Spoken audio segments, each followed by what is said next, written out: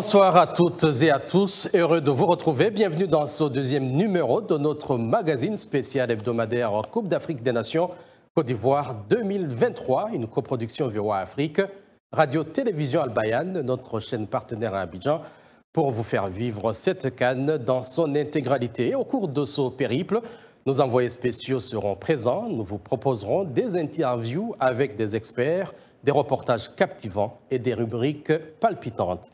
D'abord, les points saillants de cette deuxième édition. Le grand jour est enfin arrivé avec à Abidjan, le match d'ouverture de la Coupe d'Afrique des Nations 2023. L'excitation est à son comble alors que les équipes s'apprêtent à rivaliser pour la gloire continentale. Nos envoyés spéciaux à Abidjan, à Washington DC, nos correspondants, notre consultant sportif, ainsi que la radio-télévision Al Bayan, notre partenaire dans la capitale économique ivoirienne, nous ferons vivre l'événement sportif le plus populaire d'Afrique. Ce n'est pas tout, vous avez l'opportunité d'enrichir votre vocabulaire en apprenant quelques mots d'Onouchi, l'argot ivoirien. Découverte également dans ce magazine de la CAN, dans Fou de Foot, un passionné du ballon rond au Sénégal.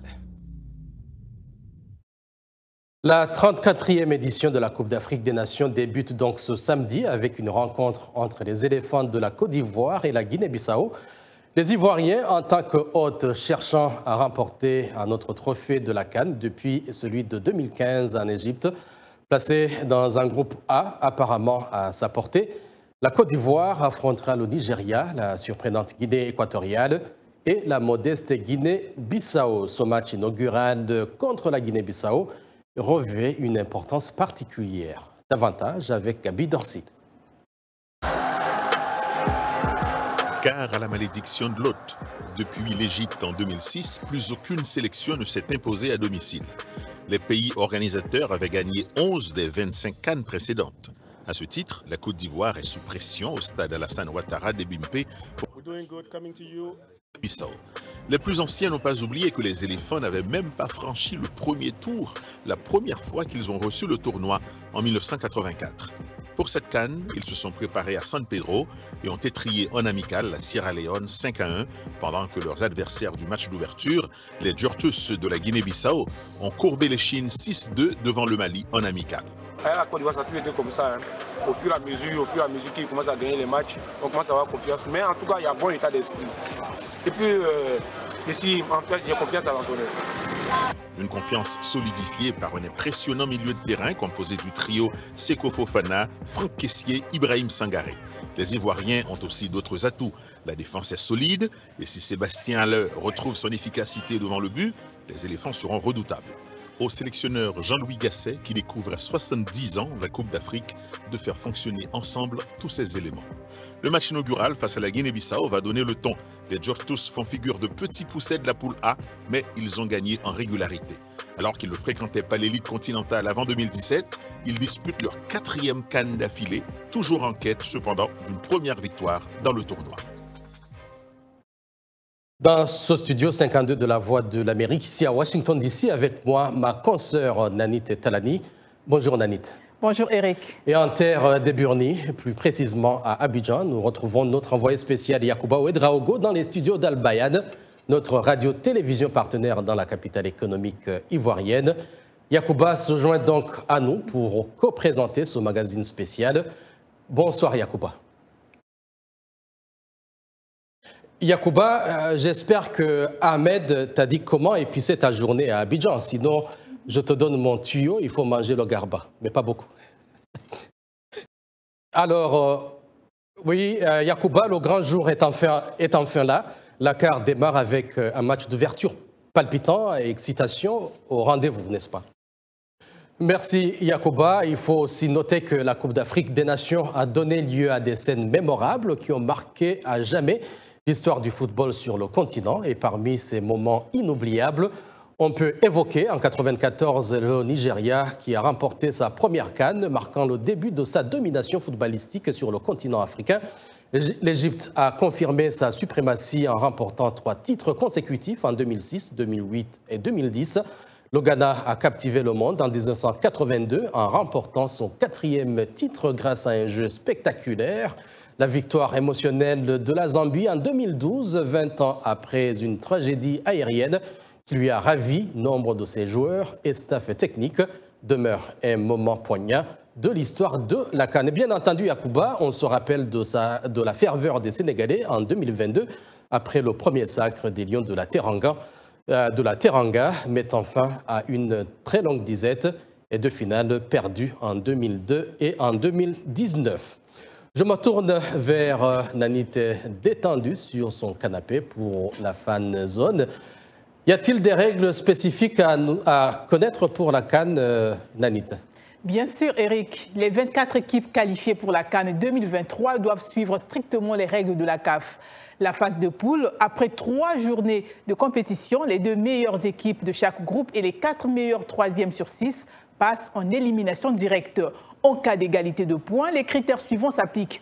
Confrontation directe, différence de but total, des buts marqués, tirage au sort si nécessaire. En cas d'égalité entre plusieurs équipes, les critères s'appliquent d'abord aux rencontres directes, puis par tirage au sort. Qualification pour les meilleurs troisièmes, seules les 2 premières équipes de chaque groupe et les 4 meilleurs troisièmes accèdent aux 8e de finale. Concernant les 8e de finale, ce sont les 4 meilleures équipes terminant à la 3e place qui se qualifient. Donc au total, ce sont 16 équipes provenant de la phase de groupe qui s'affrontent dans les 8e de finale de cette CAN. Merci Nanit pour toutes ces précisions. Nous restons ici à Washington DC où la diaspora africaine se rencontre pour regarder ensemble cette compétition qui se déroule au bord de la lagune Ébrié. Et Ginny Niwa, notre envoyé spécial, se trouve à l'ambassade de Côte d'Ivoire ici à Washington. Bonsoir Ginny.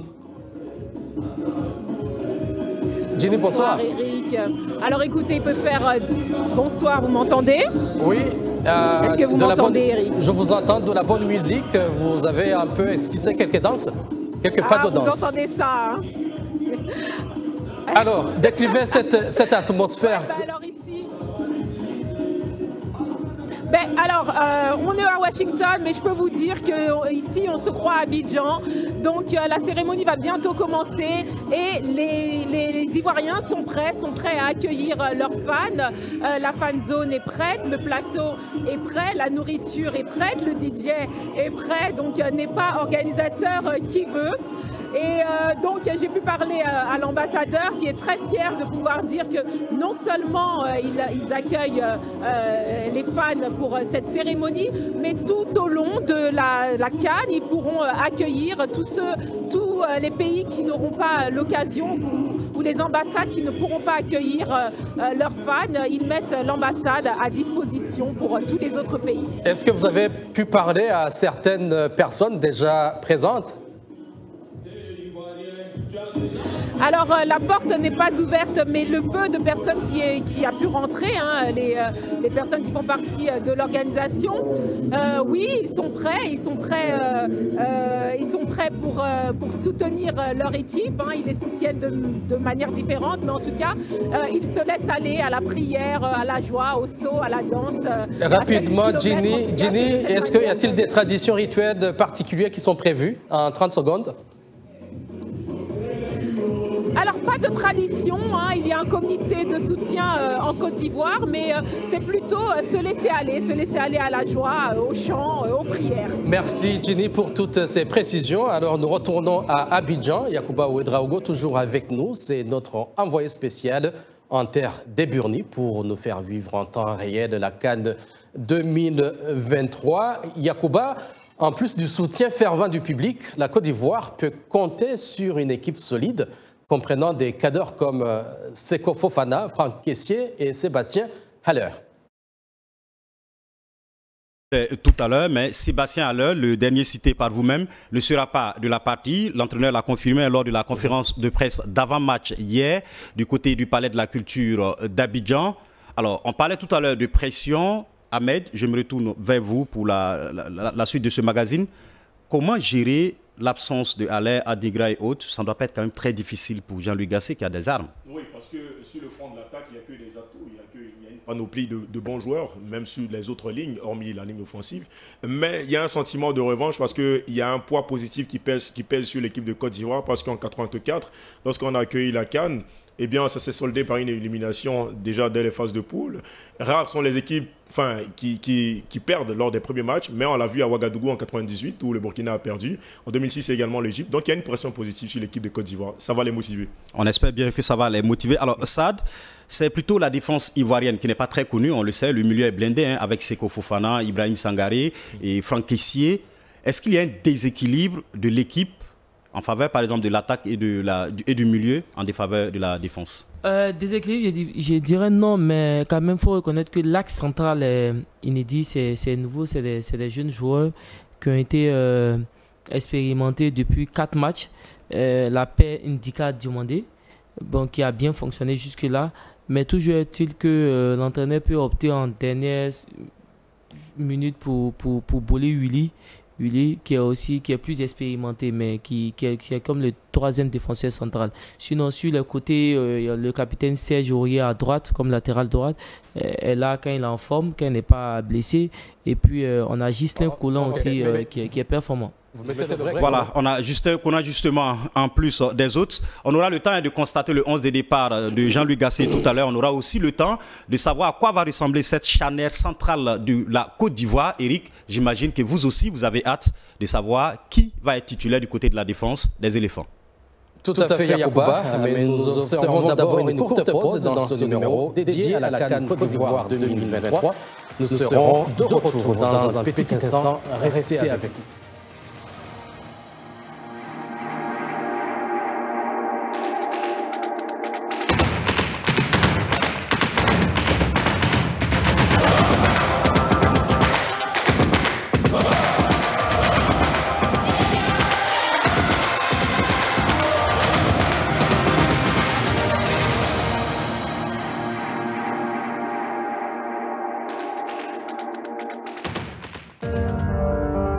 Le monde change. Ça reste incertain. Et ce que l'on entend est souvent différent de ce que l'on voit. Alors nous... La caméra de Ahmed n'est pas centrée, elle n'est pas bien centrée. Si on peut le centrer bien. Partie de l'histoire, nous perdons confiance. En temps de crise, nos rêves, nos espoirs et nos souhaits d'un avenir meilleur dépendent d'une presse libre. À la Voix de l'Amérique, nous vous apportons des nouvelles que des gens prennent des risques pour voir. Nous connectons le monde et l'unissons par la vérité. La Voix de l'Amérique, c'est l'actualité dans sa totalité.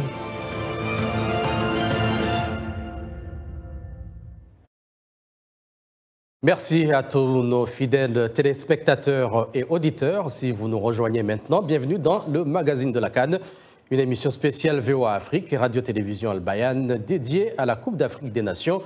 Je suis en compagnie de Nanit Talani dans le studio et via Skype, notre envoyé spécial Yacouba Ouedraogo depuis les studios de la Radio-Télévision Al Bayan à Abidjan. Yacouba, vous avez encore à partager avec nous. Sans plus tarder, on va prendre la direction d'Ebempe où l'on va retrouver l'un de nos envoyés spéciaux, Ange Bijou Nomeyo, qui est devant le stade Alassane Ouattara. Ange, pour commencer, décrivez-nous sans doute l'accès un peu difficile quand même à l'enceinte du fait des questions de sécurité. Absolument, Yacouba. Il était vraiment difficile d'avoir accès au stade. Un important dispositif de sécurité a été mis à quelques mètres du stade pour pouvoir permettre aux supporters d'entrer. Il y avait une longue file de supporters aux couleurs de la Côte d'Ivoire. Et donc c'était vraiment difficile, et surtout avec les embouteillages. Et vraiment, c'était dans une ambiance de fête, mais quand même assez difficile pour les supporters. Mais finalement, ils ont pu entrer dans le stade et là, on peut voir derrière moi, ils sont juste en train d'attendre le coup d'envoi. Justement, tout cela fait partie de la ville d'Abidjan et ses péripéties. Et c'est pourquoi Abidjan, d'ailleurs, le plus doux au monde, dit-on. Un match à guichet fermé a été annoncé. Ange, dites-nous ce que vous constatez sur place. Voilà, ce que nous pouvons constater sur place, c'est que voilà, il y a beaucoup de monde juste à l'entrée. comme vous pouvez le constater, hein, des supporters qui n'attendent que le coup d'envoi avant de pouvoir entrer dans le stade. On voit plein beaucoup de monde et je n'ai pas encore constaté, en tout cas des supporters aux couleurs de la Guinée-Bissau. Quelques supporters aux couleurs du Cameroun, mais pas encore de supporters aux couleurs de la Guinée-Bissau. C'est dire déjà que le match a déjà été remporté, on va dire, côté supporters par les éléphants de la Côte d'Ivoire. Et donc, on verra bien ce que ça va donner sur le terrain. Bien, dans les couleurs de la Côte d'Ivoire, vous êtes en orange. En tout cas, merci pour toutes ces précisions. Un match très attendu du côté d'Abidjan ici, mais aussi à Dissy où l'on retrouve Eric Manirakiza. Vous avez tout à fait raison, Yacouba, mais avant cela, nous ouvrons une page dédiée aux passionnés, spécifiquement aux amateurs de football que nous surnommons des foot de foot, avec Nadit. Tout à fait, Eric. Passion dévorante pour le football, l'excitation des stades, les tactiques intrigantes, les buts mémorables. Le foot devient une obsession enivrante pour le Sénégalais Mam Balambo. Mais je ne vous en dis pas plus. Suivez.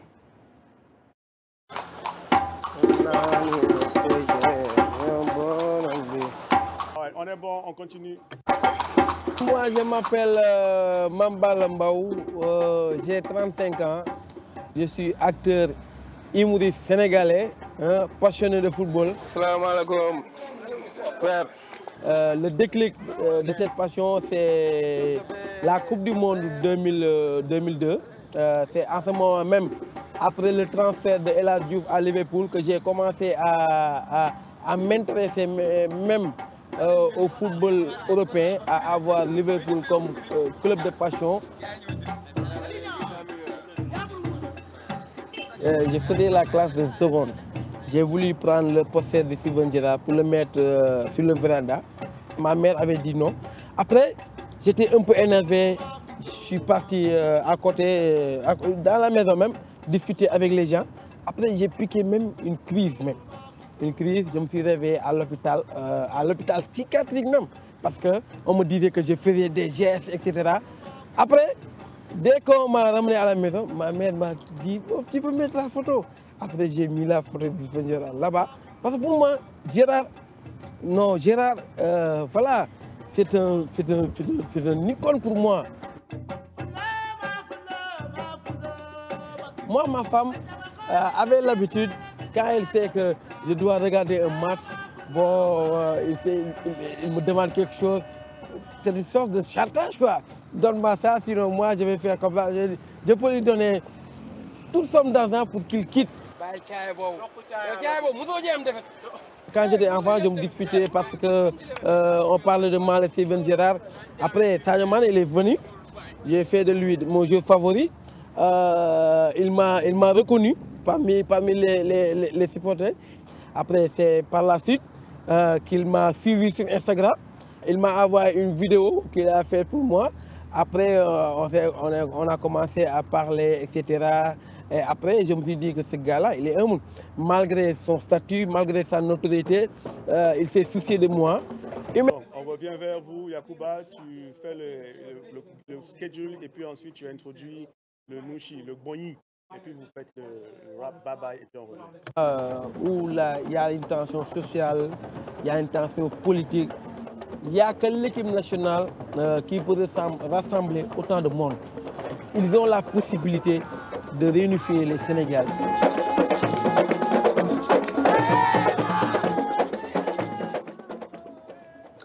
Merci Alison Fernandez pour ce portrait. De passionnantes rencontres sont prévues, promettant un tournoi captivant.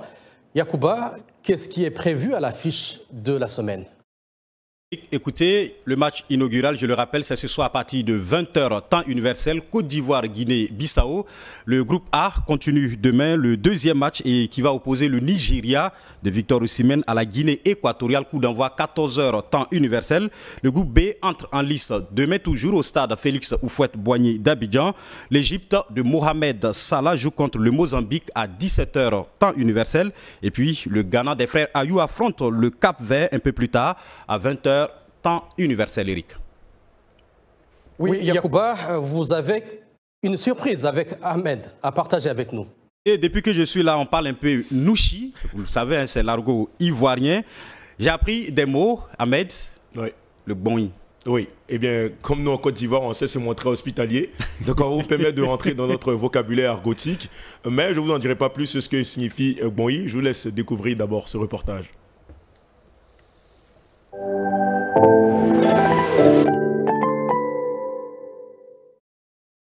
Sur le bonyi, un bonyi des personnes. Ok, on revient vers vous pour le goodbye. Nous, si c'est le bonyi, c'est un bonyi. On revient vers toi, Yakou, pour le goodbye. C'est pas une seule journée. Caméra sur Yakou. Les supporters, tout ce monde est là. Bon, c'est là on appelle Djamane. Et il y a d'autres mots encore, hein? Bon. Mais vous n'avez pas dit Tchalé? Bon, les Tchalé, tout ça, ça fait partie du bonyi. Albayan, caméra sur Yakouba. Les gars de foot de terrain.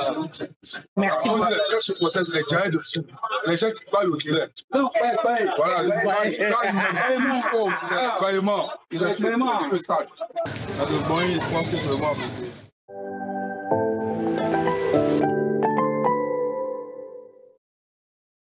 C'est cela aussi, le nouchi. Chacun y va de sa définition des termes. Ahmed, je rappelle, crédit de Garba, c'est ce qu'on appelle habituellement Attiéké. Et puis Sad, crédit de Plakali. Je ne sais pas à quelle heure je vais manger, mais je vais vous trouver des heures différentes pour manger ces deux plats. En tout cas, merci à vous.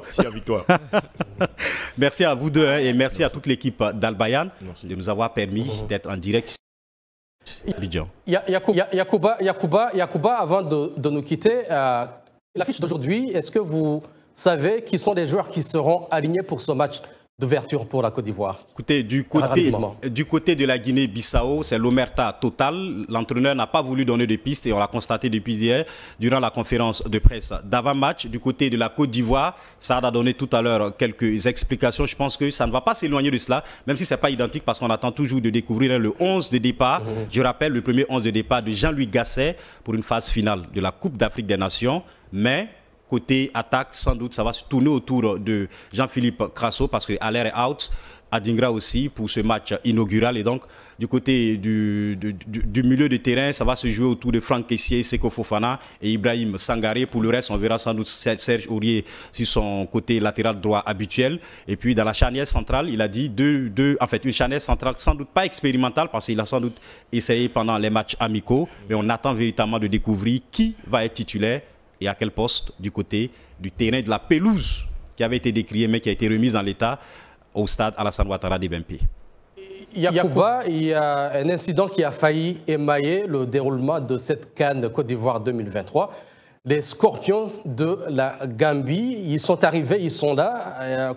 Est-ce que vous auriez des nouvelles en ce qui concerne cette équipe de la Gambie? Est-ce qu'elle est prête à... On a suivi particulièrement, bien sûr, l'arrivée des Scorpions de la Gambie, mais on nous dit-on, selon les informations du COCAN et des officiels de la CAF sur place, toutes les équipes sont en Côte d'Ivoire. Et donc, c'est dire que chacun a pu regagner sa base, que ce soit à Bouaké, à Yamoussoukro, à Abidjan ici, ou encore à San Pedro ou à Korogo dans le nord. Eh bien, toutes les équipes sont en place. Et puis, c'est vrai, il y a eu cet incident avant même leur départ du côté de la Gambie pour rejoindre Abidjan, mais il faut le noter aussi, ça fait beaucoup parler sur les réseaux sociaux, c'est en l'honneur de la Côte d'Ivoire, le Maroc qui apprécie beaucoup la pelouse d'entraînement du côté de San Pedro, où se trouve bien sûr le stade Laurent Pokou, que vous connaissez bien. Merci Yakouba Ouedraogo. Yakouba, tu aurais remarqué que les immeubles à Abidjan sont toujours de bonne humeur, C'est parce qu'ils ont toujours une vue dégagée sur la joie de vivre ivoirienne. C'est ici que se termine ce deuxième numéro de notre magazine spécial Cannes 2023, une coproduction VOA Afrique, Radio-Télévision Al-Bayan. Merci à Nanit Talani qui vient de me rejoindre en studio et à Djini Niwa sur place à l'ambassade de la Côte d'Ivoire aux États-Unis. Un grand merci à notre envoyé spécial Yakouba Ouedraogo et à notre confrère Ahmed Bakayoko d'Al-Bayan, co-présentateur de cette émission depuis Abidjan. Nos remerciements également à notre correspondant Ange Nemegno, sans oublier notre consultant sportif Sad Eric Manelakizaï, ici à Washington. Rendez-vous samedi prochain pour la suite. Au revoir.